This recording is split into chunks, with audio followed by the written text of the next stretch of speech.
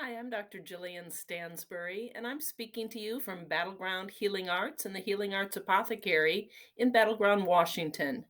I have been leading ethnobotany field courses through the Andes and Amazon for a dozen years or so, and this features largely my love of plants that began in grade school and led me to become a physician who specialized in herbal medicine and natural products chemistry. I've taught natural products chemistry, the botanical medicine courses at the National College of Naturopathic Medicine or Natural Medicine in Portland, Oregon for over 30 years, coming up on 35. And this has evolved into me teaching ethnobotany, both at the university and to any other plant lovers who would enjoy traipsing about the Andes and Amazon on an adventurous vacation for themselves. Our next course coming up is January 2024, and it's likely to be repeated 2025, 2026, etc., for the foreseeable future. We meet in Cusco, Peru. This upcoming one will be January of 2024. The dates are not yet determined, but will largely be a 10-day course, probably mid to late January, right after the first of the year, perhaps the 12th through the 22nd or the 15th through the 25th to be determined. We focus on learning plants, both up in Cusco, which sits at almost 12,000 feet in the Andes, as well as traveling down, down, down through the cloud forest to the Manu Basin, one of the most biodiverse places on the planet, and an amazing journey. I have worked with the Keros Wachaperi Native community for almost 20 years now. We'll be staying on their lands and learning from them, as well as I'll bring in other teachers from the Yine, from the Diamante, from the Matsagenga, and other nearby Native communities. And we'll do some travel to local areas in the Manu region as well. The whole point of this journey is plants, plants, and more plants. We'll have daily herb walks in the jungle or when we're in the city, just to the city herb markets and the outskirts of the fascinating city of Cusco.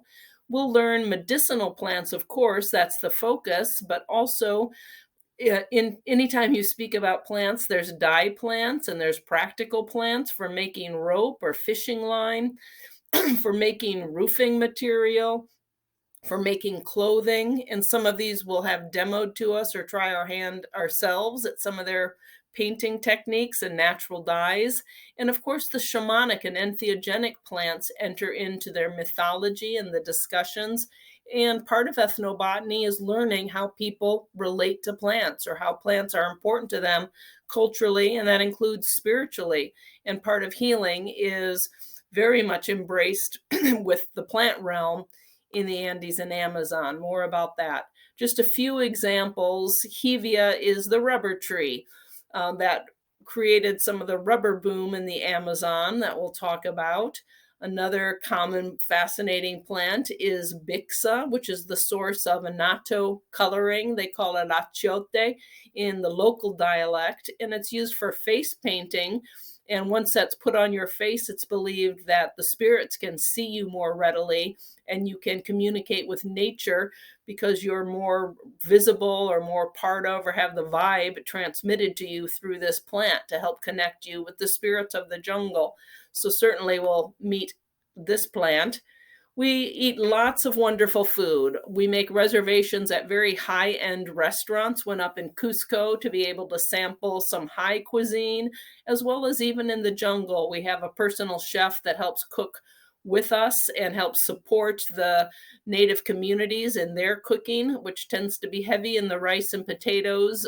And we are able to get a little more of the salads and vegetarian fares for those tourists who prefer that kind of cooking, who also travels with us to round out. But their traditional foods will also be sampled, the local fish and the local wild game in some cases when available. And of course, there are wild edible plants and mushrooms and things that we will sample and learn from. I personally have been studying these plants my entire life and can share some of the scientific names and some of the molecular data or some of the research that supports the folkloric uses, while Freddie of the Watchaperi community and other teachers that we bring in will share those magical stories, the shamanic uses, the mythology, and just their straight up practical medicinal applications.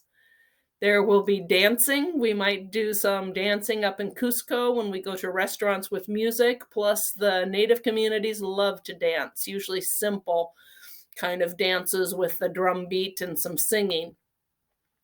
There will be sacred snuff. The Watchaperi people are not an ayahuasca community. They are a snuff people, and we'll learn about the uses of tobacco and some of the recipes they make, likely traveling to their sacred rock, like where they like to perform snuff rituals.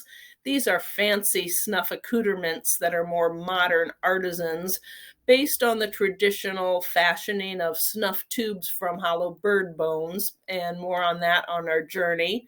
We'll have many different demos and hands-on projects, from art types of projects or just relaxing in the heat of the day where we can get out of the beating sun and sort of sit in the shade of one of their lovely communal lodges and do some art together and relax, as well as out in the field gathering some wild foods or making of the medicines or brewing some various options as well.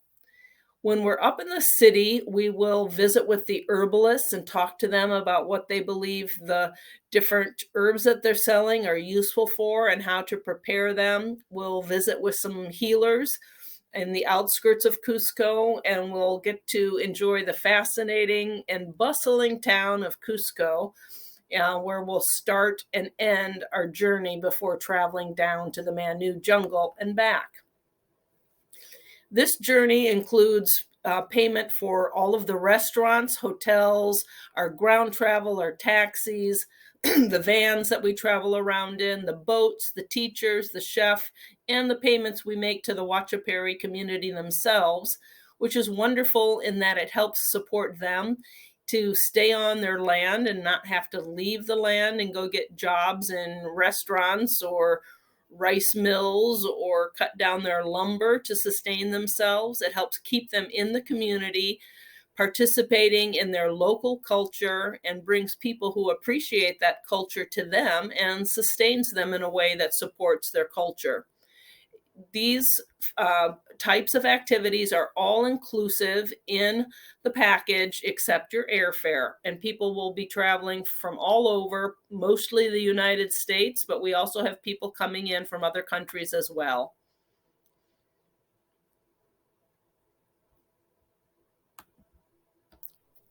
If you want more information, just write on this website, healingartsapothecary.org, at one of the various different messaging tabs. You can also write me directly at my email, Dr. Jillian Stansbury. Doctor is just Dr. Dr. Jillian Stansbury at gmail.com. I hope you can accompany us on one of these fabulous journeys, and happy trails.